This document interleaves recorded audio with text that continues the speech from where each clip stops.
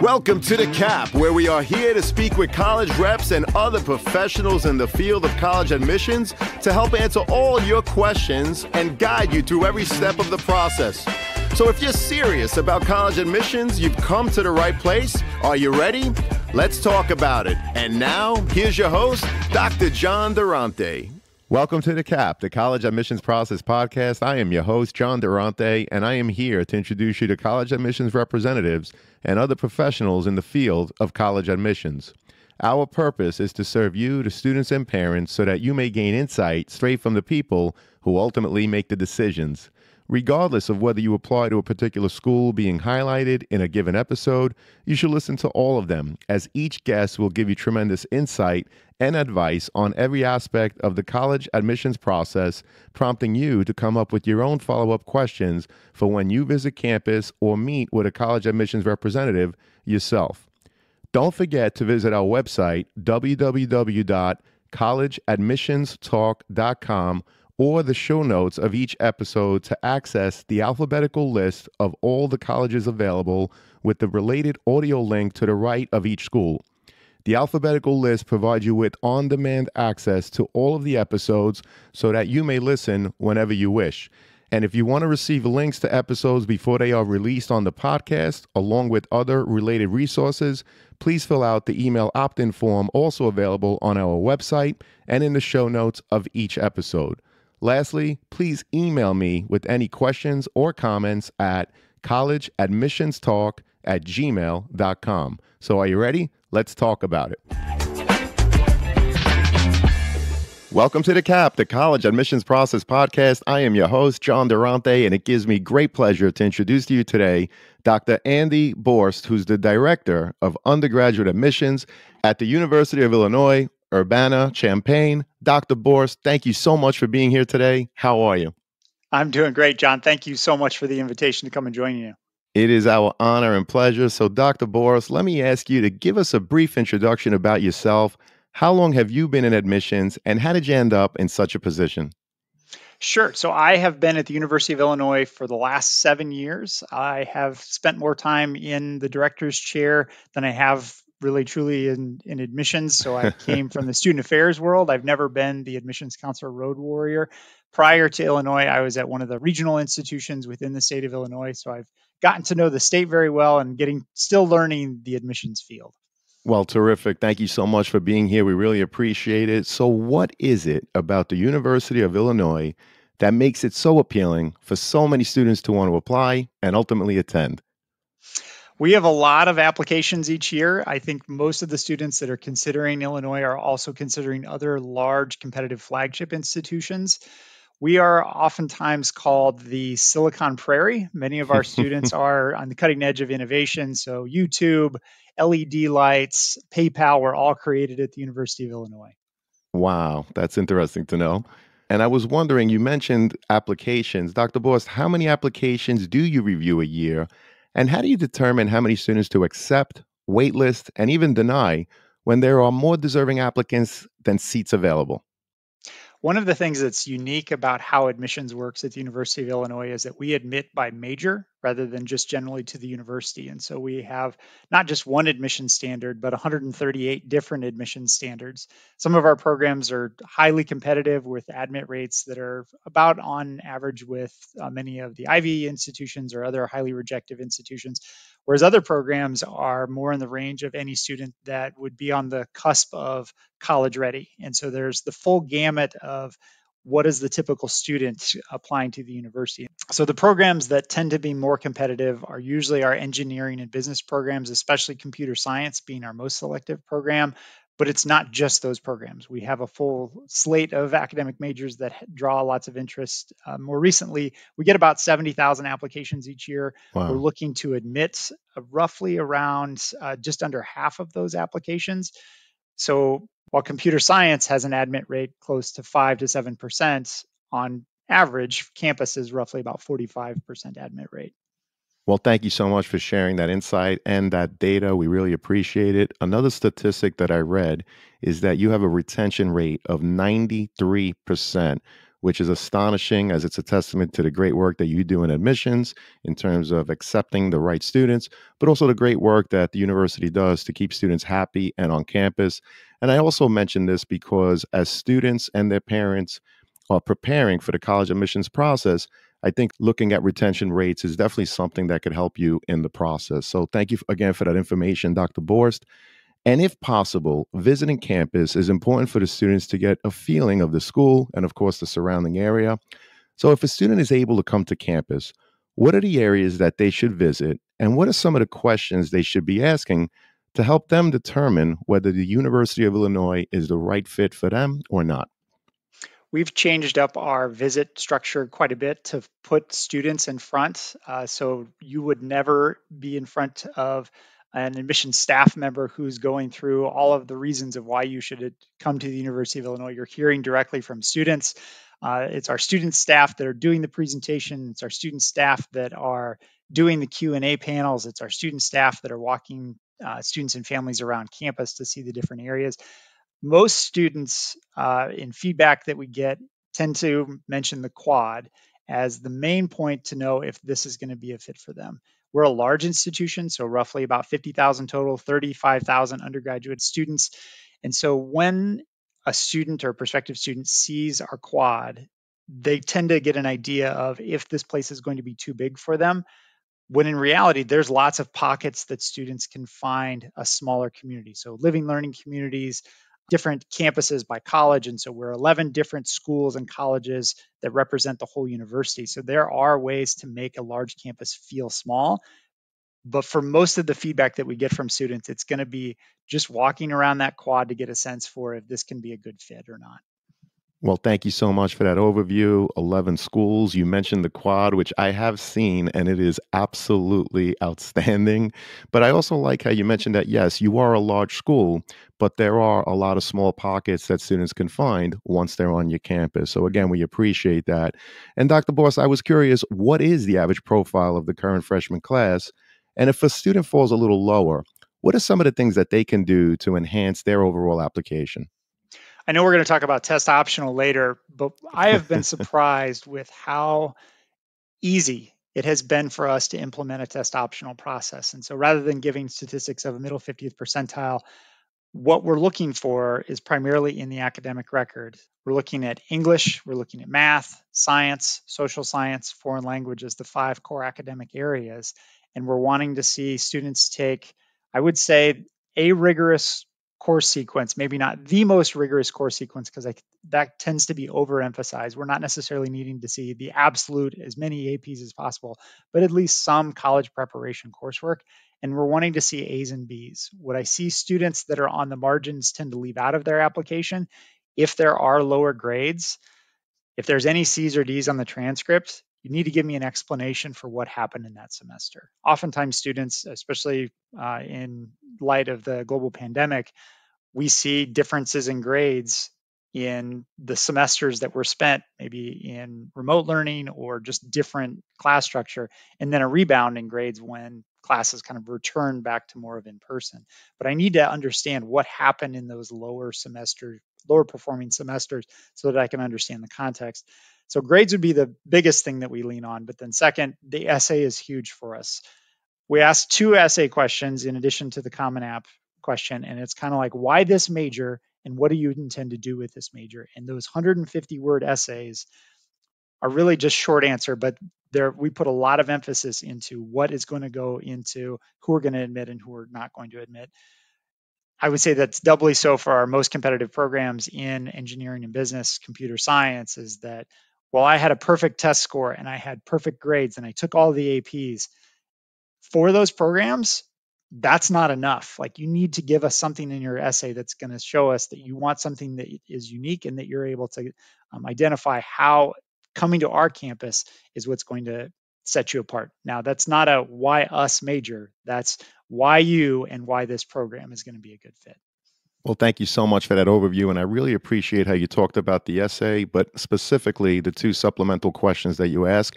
And it's really so that the students demonstrate their understanding, as you said, as to why their major, why your school. So I think it's very important to just remind students that the supplemental essays, they're equally as important, perhaps even more important than the general essay. So don't take it for granted, students. Always put your best foot forward on every part of the application.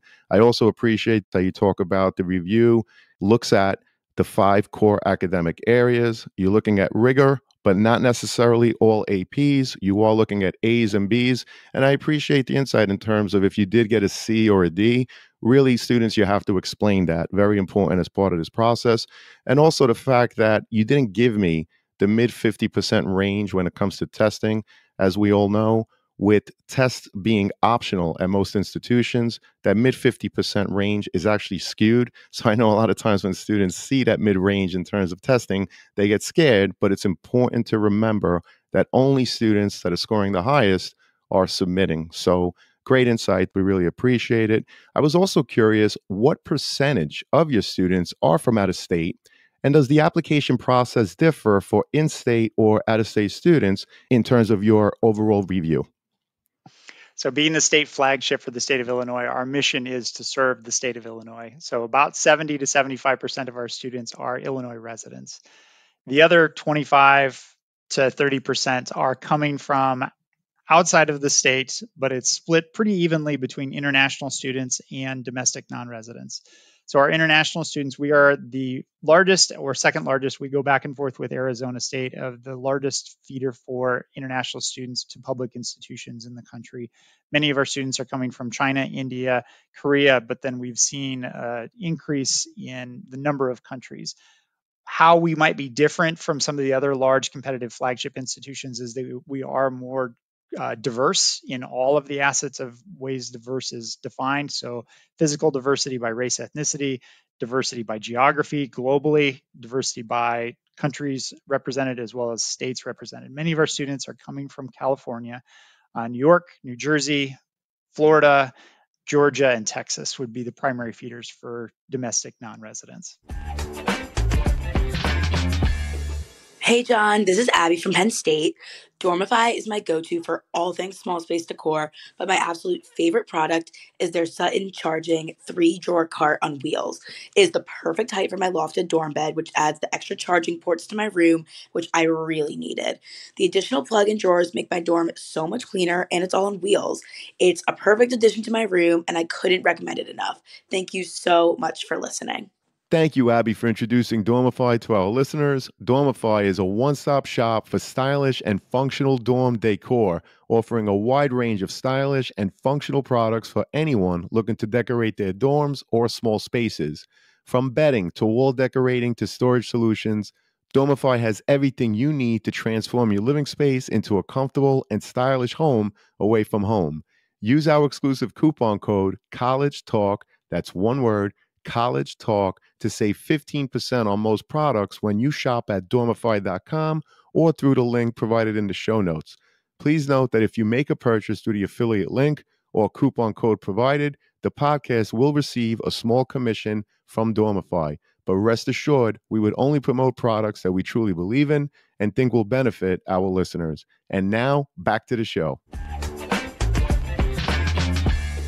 Well, thank you for that information. I didn't know you were the largest server for international students, so that's terrific. And of course, you mentioned your diversity, which is also fantastic. Dr. Borst, do you use the students' high school GPA as indicated on their transcript, or do you recalculate the GPA using your own calculations? I think your listeners may be surprised to learn just how little a high school GPA tells us.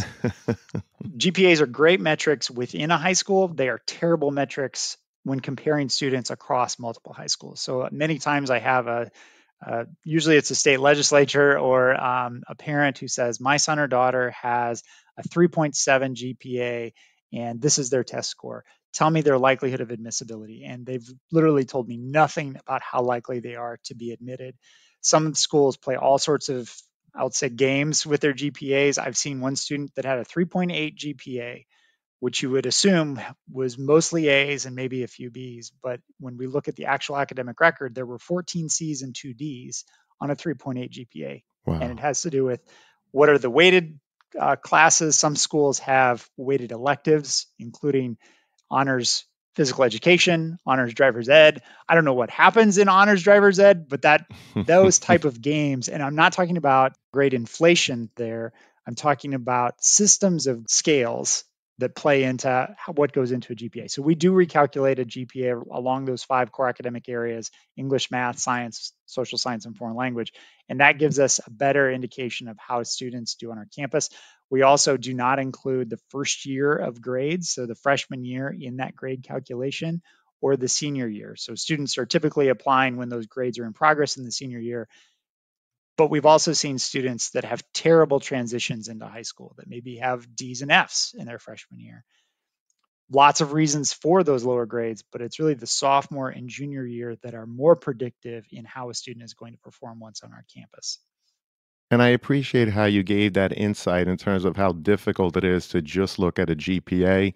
As you mentioned, there are systems of grading scales related to what courses high schools weight or don't weight.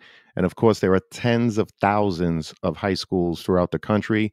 I appreciate you giving us that insight to share just how difficult it becomes, particularly if schools are weighting things like honors phys ed or honors driver's ed, and other schools are not, right? Not to minimize what students do in phys ed or what they do in driver's ed, but if one school is weighting those classes and other schools are not, then there's an inequity in the process. So again, I really appreciate the insight, Dr. Borst. Thank you so much. A little bit more on that topic that I want to emphasize is Sure. that an actual GPA calculation tells us very little about a student, even though it's our recalculated or it's coming from the high school.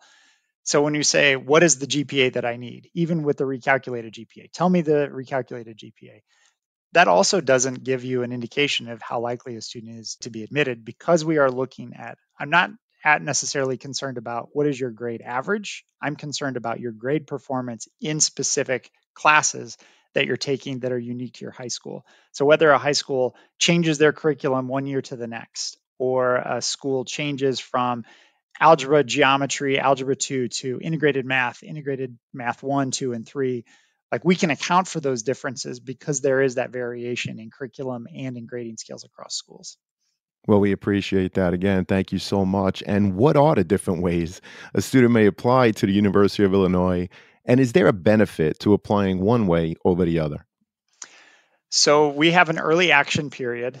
So our first deadline is November 1st, and then our regular decision application deadline is usually January 5th. And we have gone back and forth.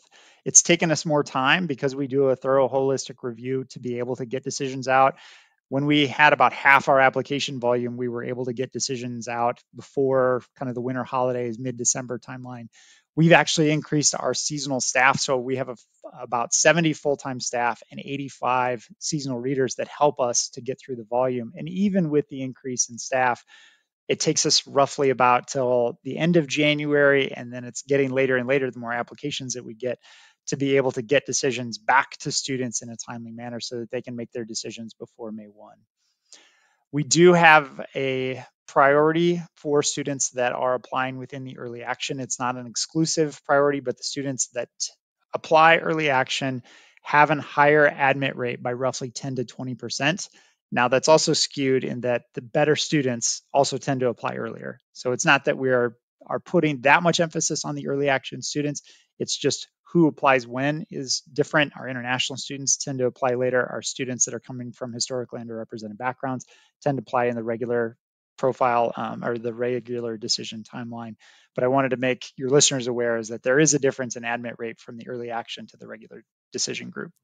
Well, thank you for sharing that insight. Again, early action, November 1 is the date in terms of the deadline. You try to get it done by the end of January, if at all possible. And like you said, you get over 70,000 applications. But more importantly, it's interesting that you mentioned that 10 to 20% in early action applications, there's a higher admit rate by 10 to 20%. I know that the University of Illinois, like you mentioned earlier, is in fact test optional. Can you share the percentage of students that apply and that are ultimately admitted that did not submit their test scores? So it is remarkably similar. About 40 to 45% of our students apply without tests. About 40 to 45% of our students who are admitted apply without tests. And then about 40 to 45% of our students who enroll apply without test scores. And what is remarkable to me is the difference in students who have higher test scores tend to submit scores. Students who tend to have lower test scores tend to not submit scores. And what's been surprising to me is that if I were to able to see a student apply from a school that we know pretty well, we know their curriculum pretty well, if I'm able to see their grades and I'm able to see their courses, I was pretty close to predicting how they would have done on the test, whether they submitted test scores or not.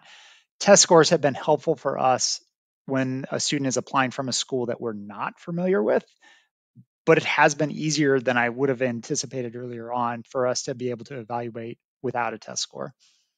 Well, we appreciate that. And where do you think the test optional trend will be, let's say, 4 years from now? In other words, will schools continue to offer it? This is another question that has come up, and I figured I'd ask you, Dr. Borst. So let me start with the University of Illinois, Urbana-Champaign will be test optional indefinitely. So for residents, non-resident, and international students, we anticipate that we will be test optional indefinitely until our board tells us otherwise. So rather than a year-to-year extension, I do anticipate that many institutions will continue to be test optional. The exceptions to that may be institutions that have a heavy emphasis on STEM, that may be more dependent on either needing to see differences in test scores or who may need to see greater emphasis on calculus and physics. But I do think the test optional wave that happened in the pandemic is here to stay. But I think that there needs to be greater emphasis on what does test optional mean? Is it the school that decides if they're going to consider the scores? Is it the student that considers if the score is going to be considered or not? There just needs to be greater clarity on the higher ed side about when we say test optional, what do we mean? So that students are able to know and hopefully ease the anxiety of, do I send my score or not? One more thing about test scores that I wanted to mention, we talked about the middle 50th percent before, is with about 40% to half of our students not sending scores, that has really skewed our middle 50th percent. Our middle 50th percent the bottom number has gone up by about 100 points. And so if you were to look at our middle 50th percentile 5 years ago compared to now, you might think, wow, you've gotten more competitive. You're admitting at a much higher rate, when really about half of those students just aren't represented in the data anymore. The academic profile of the students is pretty similar to where we were at 5 years ago. So there's some nuance when parents and students might be looking at that middle 50th percentile number. Absolutely, and we appreciate you sharing that. And let's dig deeper in the application process. Of course, we did mention essays a little earlier, but Dr. Borst, what are some examples of college essays that left an impression on you? And what advice would you share with prospective students in terms of what to think about when preparing to write their essays? I have had a lot of fun playing with ChatGPT and seeing what responses it's been able to give back to the prompts that we have. And I think that it's a good starting point. It helps students get an idea of the type of information that might go into it. The problem that I currently see with what's available in ChatGPT or just essays in general is that it doesn't tell me much about the student. It's still pretty general. What the essays that really stand out to me are the students that are succinct, that are able to use simple phrasing to get to the point. Clarity is much better than complexity, so that I can hear the student's voice coming through in that essay. And AI will get better each year. So it's not to say that we're going to be able to continue to rely on the students' essays. But right now, I feel like I would encourage students to play around with the ChatGPT and then to be able to build in and add in their voice about things where it's not just writing it with the assumption of what does the director of admissions at the University of Illinois want to hear, but what do I want to say as the applicant to the institution? Well, that's tremendous advice. And I too have played with it. It's actually quite fascinating, but you're absolutely correct. It'll give you a general framework, it'll give you a general essay, a solid foundation, if you will. But the student still has to make it their own, right? Because we know that the application has multiple parts, and each part has to improve on the next and build on the next so that you're not just repeating general information. So, that essay, students, it's very important for it not to just repeat what an admissions representative could find on a transcript or an activity sheet. It has to be really personal, really special, something about yourself, your personality, your thought process related to something that may have happened to you, and perhaps even how you see yourself in perhaps a major at the University of Illinois. So I appreciate you sharing that, Dr. Borst. And another piece of the application, of course, is the teacher's letter of recommendation. What are you looking for when reading a teacher's letter as opposed to a student's essay? Teachers and students and school counselors are all navigating the admissions process, which has a lot of burden of the next step, the next step, the next step. And one of the things that I like about the University of Illinois is that we don't consider letters of recommendation. We don't consider additional statements or interviews. We don't consider third-party advocacy statements. We don't consider letters of continued interest from students. And the reason is that I want to know who the student is. I don't need to know who the student knows. So Right. if I get a letter of recommendation from former President Barack Obama and another one from Michael Jordan, all very prominent names in Chicagoland area, that might be about who that person knows, but it still doesn't tell me about who the student is. And we try to remove those part of the processes that might just advantage students that might be politically connected. I don't need to know that. I need to know who the student is. So if you send me a teacher letter of recommendation, no one will read it. It will go through the shredder. It will never reach somebody's eyes who's going to actually make a difference in making a decision on your application. I want to welcome back Sean Patel, who is the founder and CEO of Prep Expert. He's a Shark Tank entrepreneur making a deal with Mark Cuban back in 2016. And he's also a board-certified dermatologist who received a perfect score on his SAT. Sean, welcome back. How you doing today? I'm doing great. Thanks for having me back, John. So I just wanted to share with all your listeners real quick that we have an amazing partnership with the College Admissions Process podcast, and we have a really special offer for all of your listeners. So for any listener who wants to enroll their student into one of our Prep Expert SAT courses, ACT courses, or one-on-one tutoring programs, you can get 30% off just for being a listener of the College Admissions Process podcast. All you need to do is put in the promo code College Talk, one word, just College Talk, and that'll give you 30% off all Prep Expert SAT courses, ACT courses, or one-on-one tutoring packages. Make sure you use the link in the show notes of the College Admissions Process podcast. Thank you, Sean. We really appreciate it. To our listeners, as an affiliate partner with Prep Expert, I want to be transparent with you that for every purchase made using our coupon code, which is College Talk, the College Admissions Process podcast will receive a small commission from Prep Expert. But rest assured that we only promote programs that we believe in and feel would benefit our listeners. So whether you're preparing for the SAT, ACT, or need a one-on-one tutor, Prep Expert has the tools and expertise to help you. For more information, please see the Prep Expert affiliate partnership link in the show notes. And now let's get back to the show. Well, we appreciate that insight again, Dr. Borst. This is awesome. So let me ask you, once a student commits to a college, how important is it for them to withdraw from other colleges where they may have been accepted? And can you give us some insight into how difficult the process becomes for you in terms of determining how many students to accept or not from your own wait list when you don't have a final number on how many accepted students are actually attending? So this is well timed. We're doing this interview in early to mid-April, and right now is the window where most of our students are accepting their offer of admission to us and to other places. And so we are kind of in this waiting game to see what the final number is going to be once we get to May 1st, and there's usually a little bit of summer melt, which we bank into our projections. We're trying to predict the life choices of 17 and 18-year-olds, which you can imagine is an imperfect science and a terrible art form, but we get better at it each year. When students make their decision and decide where they want to go, it is very helpful to an admissions office to know that you're no longer interested, because then that gives us a better idea if we're going to come up short of our goals and if we need to look at the wait list, or if there's still the potential that we're going to be heavy. Now, all of that is from the admissions perspective, which is my bias, I'll admit that. But I will also encourage listeners to Google Rick Clark, Burn the Ships. This has been the best article that I've seen about students, once they've made the decision of where they want to go, commit to that decision and find a way to be happy with that decision.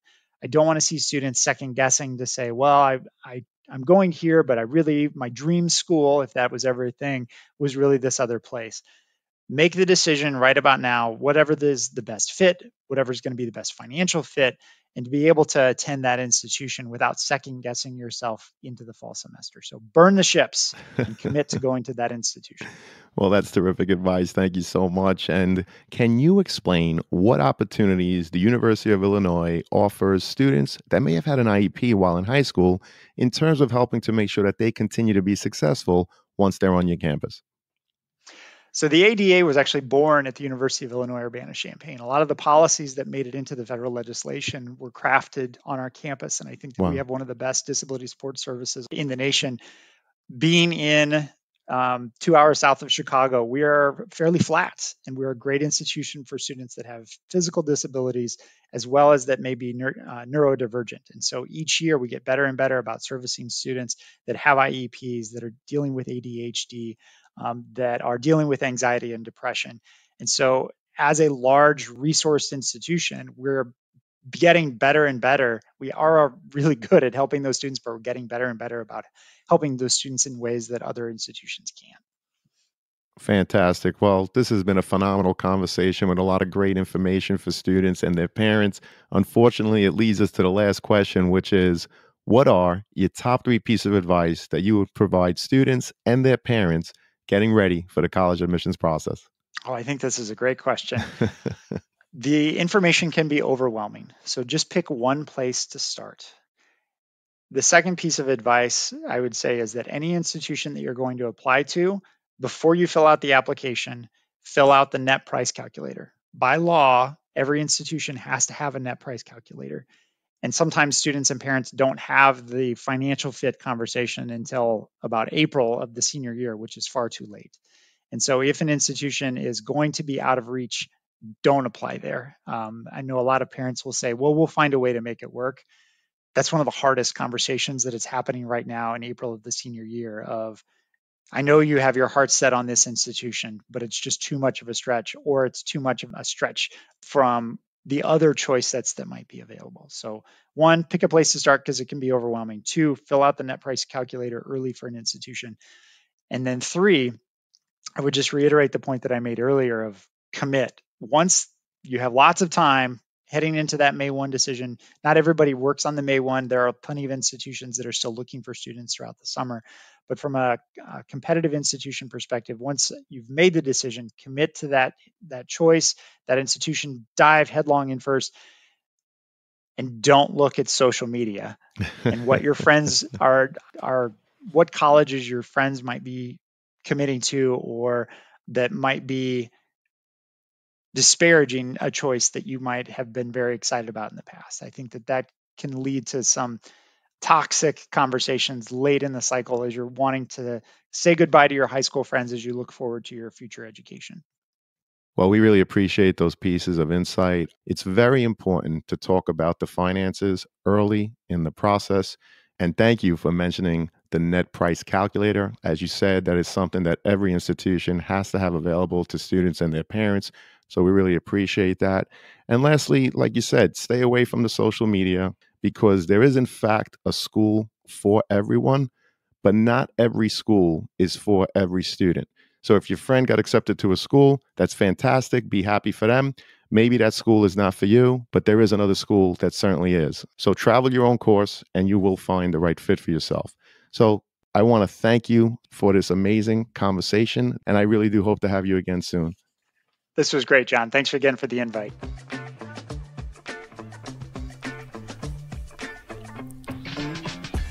Thank you for joining us on this episode of the CAP, the College Admissions Process Podcast. We hope you enjoyed the show. If you did, please don't forget to tell a friend and follow us on Facebook, Instagram, Twitter, and wherever you listen to your podcasts. I am your host, John Durante, and I look forward to seeing you on the next episode of the CAP.